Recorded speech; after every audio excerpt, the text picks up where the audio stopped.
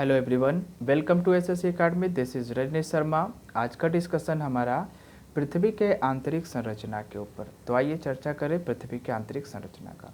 पृथ्वी के आंतरिक संरचना को लेकर के तीन सोर्सेस का इस्तेमाल किया जाता है। पहला सोर्स हमारा प्राकृतिक सोर्स, दूसरा अप्राकृतिक सोर्स, तीसरा हमारा जो सोर्स है वह पृथ्वी के उत्पत्ति संबंधी सिद्धांत है। एक एक करके चर्चा करेंगे। पहला हमारा जो है अप्राकृतिक सोर्स से प्रारंभ करें। अप्राकृतिक सोर्स में हमारा डेंसिटी, प्रेशर तथा हमारा जो है टेम्परेचर आता है। तो देखिए घनत्व का चर्चा करें। पृथ्वी का एवरेज जो घनत्व है, एवरेज जो डेंसिटी है वो करीब 5.5 है। वहीं पृथ्वी का सबसे ऊपरी जो लेयर क्रस्ट है इसका डेंसिटी मात्र 3.0 है। तो इससे हम निष्कर्ष निकालते हैं कि पृथ्वी के जो आंतरिक लेयर हैं उनका डेंसिटी काफ़ी ज़्यादा होगा। दूसरा हमारा चर्चा किस तरीके से, तो दूसरा जो हमारा पॉइंट है वो है प्रेशर यानी दबाव। तो ये हम समझेंगे कि जैसे जैसे हम पृथ्वी के अंदर जाएंगे वैसे वैसे हमारा जो है दबाव बढ़ता जाएगा, प्रेशर बढ़ता जाएगा। और जैसे जैसे प्रेशर बढ़ता है वैसे वैसे प्रेशर के साथ साथ जो है हमारा जो है वो डेंसिटी भी बढ़ता है। प्रेशर के साथ डेंसिटी भी बढ़ता है, परंतु चट्टानों का यह एक मौलिक गुण होता है कि वो एक सीमा तक ही डेंसिटी बढ़ता है, उसके पश्चात जो है वो फिर नहीं बढ़ेगा। तो अब यहाँ पास चूँकि डेंसिटी जो हमारा अंतरतम आपका जो है वहाँ काफ़ी ज़्यादा डेंसिटी पाया जाता है। तो इसको लेकर के अब यहाँ से एक बात का निष्कर्ष होता है कि पृथ्वी के अंदर जो कोर है, तो कोर का जो डेंसिटी इतना ज़्यादा है वो सिर्फ प्रेशर के वजह ना हो करके, तो कोर में हमारे यहाँ जो है वो भारी धातु जो है पाए जाते हैं, जिसके वजह से कोर में हमारा डेंसिटी काफ़ी ज़्यादा पाया जाता है। तो ये हमारा जो है प्रेशर के कारण। तीसरा हमारा जो है वो है तापमान। तो तापमान का चर्चा हम करें तो जैसे जैसे हम पृथ्वी के अंदर जाएंगे वैसे वैसे तापमान हमारा बढ़ता जाएगा। अगला खास बात, प्रत्येक 32 मीटर पे हमारा 1 डिग्री सेल्सियस तापमान जो है वो बढ़ता चला जाता है। तो ये जैसे जैसे हम नीचे की ओर जाएंगे तापमान तो बढ़ेगा, परंतु तापमान के दर में लगातार निरंतर गिरावट आता है। तो इससे भी कहीं ना कहीं हम इस बात को सोचते हैं कि अंदर एक समय ऐसा आता है कि पृथ्वी का लेयर जो है वो पूरी तरीके से लिक्विड फॉर्म में या तरल या अर्ध तरल अवस्था में पाया जाता है। तो एक कुछ अप्राकृतिक स्रोत हैं जिसके मार्फत से हमें पता चलता है पृथ्वी के आंतरिक संरचना के बारे में। दूसरा हमारा प्राकृतिक स्रोत है। तो ये प्राकृतिक स्रोत में क्या होगा, तो यहाँ भी देखिए तीन तरीके का चीज़, एक हमारा ज्वालामुखी के मार्फत से, दूसरा भूकंपीय माध्यम से, और तीसरा उल्का पिंडों के माध्यम से आंतरिक संरचना का जानकारी प्राप्त करने का अनुमान लगाते हैं। पहला ज्वालामुखी। तो ज्वालामुखी के विस्फोट के पश्चात या ज्वालामुखी के विस्फोट से निकलने वाला जो मैग्मा है, तो जब मैग्मा निकलता है तो इससे हम स्पष्ट समझते हैं कि कहीं ना कहीं पृथ्वी के अंदर एक ऐसा लेयर है जो तरल अवस्था में या फिर अर्ध तरल अवस्था में पाया जाता है। दूसरा भूकंप है। तो भूकंप का जो अध्ययन है, भूकंप के तीव्रता का अध्ययन हमारा सिस्मोग्राफ के द्वारा किया जाता है। तो भूकंप का जो तीव्रता का मापन सिस्मोग्राफ के द्वारा किए जाने के बाद इसका अध्ययन किया जाता है तथा सिस्मिक वेव्स के माध्यम से हमें जानकारी प्राप्त होता है कि पृथ्वी का आंतरिक संरचना जो है वो किस प्रकार से कुछ सॉलिड फॉर्म में है, कुछ लिक्विड फॉर्म में है, कोई प्लास्टिक फॉर्म में है। तो ये हम जो है ज्वालामुखी के माध्यम से भूकंप के माध्यम से समझने में हमें सहायता मिलता है। तीसरा जो हमारा प्राकृतिक स्रोत में है वो उल्का पिंड। तो उल्का पिंड क्या है इसे समझेंगे।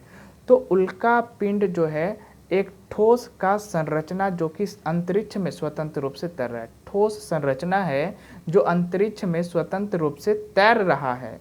और कभी कभी क्या होता है कि पृथ्वी के गुरुत्वीय क्षेत्र में आ जाने के वजह से यह पृथ्वी से टकरा जाता है, और पृथ्वी पे गिरने के दरमियान इतना काफ़ी घर्षण होता है जिसके वजह से इस उल्का पिंड का ऊपर का जो परत है वो नष्ट हो जाता है पूरी तरीके से। और इस प्रकार से इस उल्का पिंड के जो है आंतरिक भाग का अध्ययन हमें कहीं ना कहीं मदद करता है या अनुमान लगाने में कि पृथ्वी का आंतरिक संरचना कैसा होगा। तो एक कुछ तथ्य प्राकृतिक स्रोत, अप्राकृतिक स्रोत कुछ इस प्रकार से थे। तीसरा जो स्रोत है हमारा, सोर्स है हमारा, वो है हमारे पृथ्वी के उत्पत्ति का सिद्धांत। तो दो सिद्धांत है। पहला सिद्धांत है ग्रहाणु सिद्धांत। इस सिद्धांत के आधार पर ऐसा माना जाता है कि पृथ्वी का जो कोर है वो ठोस अवस्था में। वही दूसरा जो सिद्धांत है वो है हमारा ज्वारीय सिद्धांत। ज्वारीय सिद्धांत के तहत जो है यह संकल्पना है या माना जाता है कि पृथ्वी का कोर जो है वो तरल अवस्था में है। तो ये सोर्सेस हैं जिसके माध्यम से हम समझते हैं कि हमारे जो है पृथ्वी का आंतरिक संरचना का जो है जानकारी कैसे प्राप्त करते हैं। अब इसके पश्चात जो है हम एक एक करके चर्चा करेंगे पृथ्वी के आंतरिक संरचना का। तो पृथ्वी के आंतरिक संरचना के बारे में आइए चर्चा करें। तो पृथ्वी के आंतरिक संरचना को जो है कुछ इस प्रकार से चर्चा करें। पृथ्वी का 3 प्रमुख लेयर, पृथ्वी के आंतरिक संरचना के आधार पर 3 लेयर में से बांटा गया है, क्रस्ट, मेंटल, कोर। क्रस्ट का जो आपका, अब एक एक करके चर्चा कर ले। तो पहला क्रस्ट का चर्चा करें। क्रस्ट का मोटाई जो है वो करीब 100 से 200 किलोमीटर तक आपका पाया जाता है। औसत इसका मोटाई जो है 30 किलोमीटर तक पाया जाता है। अब देखिए घनत्व में और आपका जो है भूकंपीय तरंगों में यहाँ विविधता है। क्रस्ट में आपका जो है तरंगदैर्घ्य का जो क्रस्ट में हमारा जो है डेंसिटी का डिफरेंसेस है।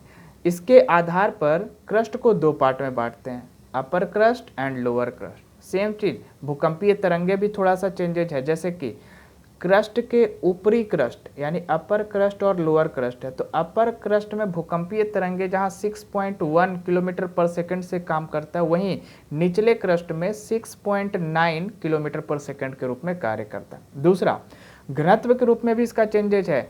2.7 जो है वे अपर क्रस्ट में आपका होता है इसका डेंसिटी, जबकि लोअर क्रस्ट में इसका डेंसिटी जो है 3.0।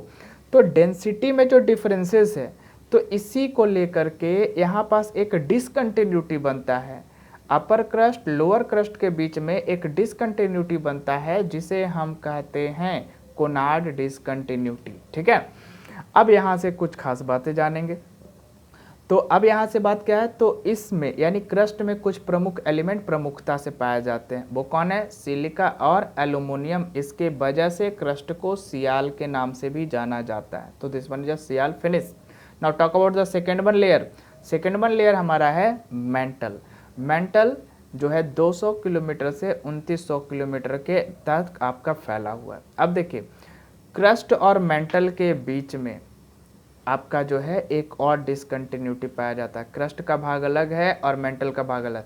क्रस्ट का भाग जो है वो करीब करीब पूरा का पूरा ठोस अवस्था में होता है, वहीं मेंटल का जो भाग है वो करीब करीब आपका जो है पेस्ट वाले फॉर्म में या प्लास्टिक फॉर्म में पाया जाता है। तो क्रस्ट और मेंटल के बीच में भी एक डिसकंटिन्यूटी आता है, जिस डिसकंटिन्यूटी को हम कहते हैं मोहो डिसकंटिन्यूटी।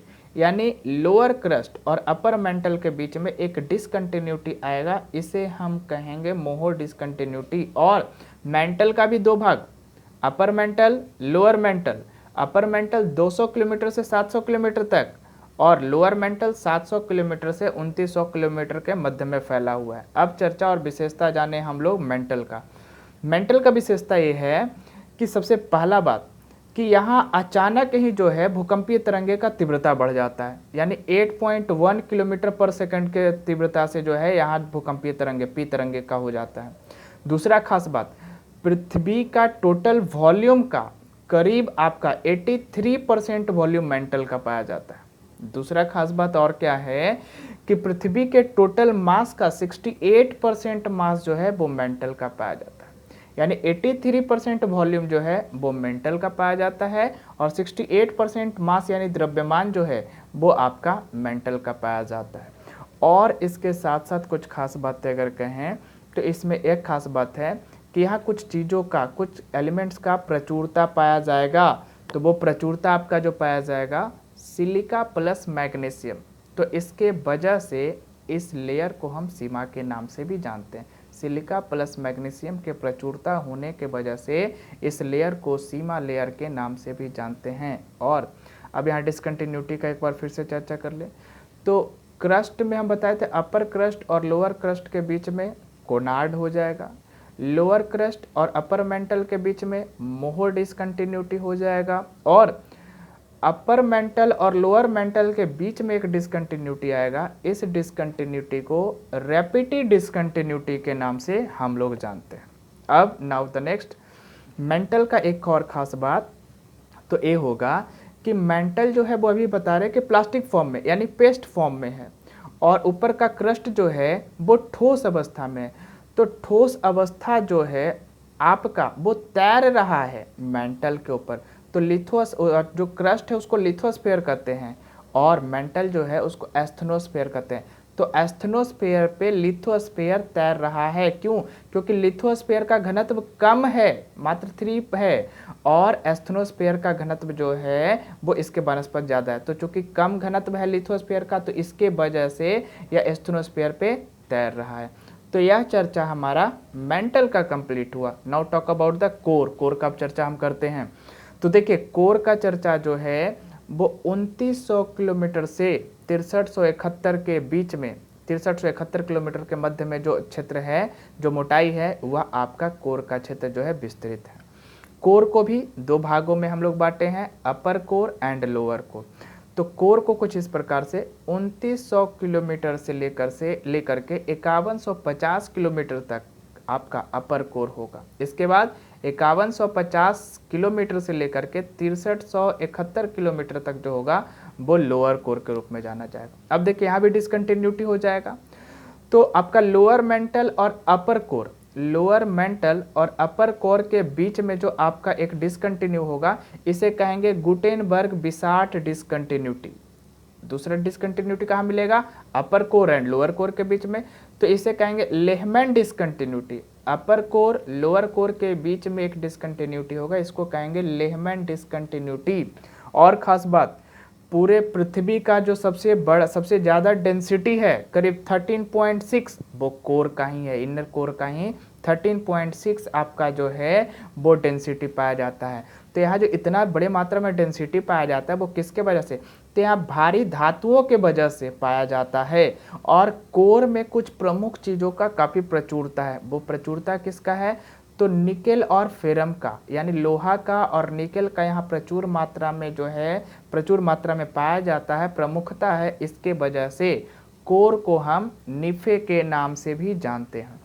अब इसके पश्चात यहाँ और भी कुछ चीज़ों को जाने, तो टोटल वॉल्यूम का कोर जो हमारे पास है वो 16% है, और टोटल मास, पृथ्वी के टोटल मास का 32% मास जो है वो हमारा कोर का क्षेत्र पाया जाता है। अगला खास बात, चूंकि यहाँ जो है तापमान सर्वाधिक होने के वजह से कोर का, खास करके इनर कोर का जो भाग है, वह पार्ट पूरी तरीके से जो है लिक्विड फॉर्म यानी तरल फॉर्म में रहना चाहिए था, परंतु इतना ज़्यादा प्रेशर है, दबाव के, सर्वाधिक दबाव के प्रेशर के वजह से यह जो है प्लास्टिक फॉर्म में पाया जाता है। लिक्विड फॉर्म में जो क्षेत्र पाया जाएगा वो क्षेत्र होगा इनर मेंटल और आउटर कोर। ये जो क्षेत्र होगा आपका पाया जाएगा आपका पूरी तरीके से लिक्विड फॉर्म में, लेकिन जो इनर कोर है वो प्लास्टिक फॉर्म में पाया जाता है। तो इस तरीके से आप सारे लोगों के लिए आज का एक छोटा सा टॉपिक था, जो कि हमारा पृथ्वी का आंतरिक संरचना के बारे में चर्चा किया गया। उम्मीद करते हैं आप लोगों को पसंद आया होगा, और यदि आपको पसंद आया है तो हमारे चैनल को लाइक सब्सक्राइब ज़रूर करें और कंटिन्यू हमारे साथ रहें। ठीक है, आज के लिए बस इतना ही। Okay, thank you.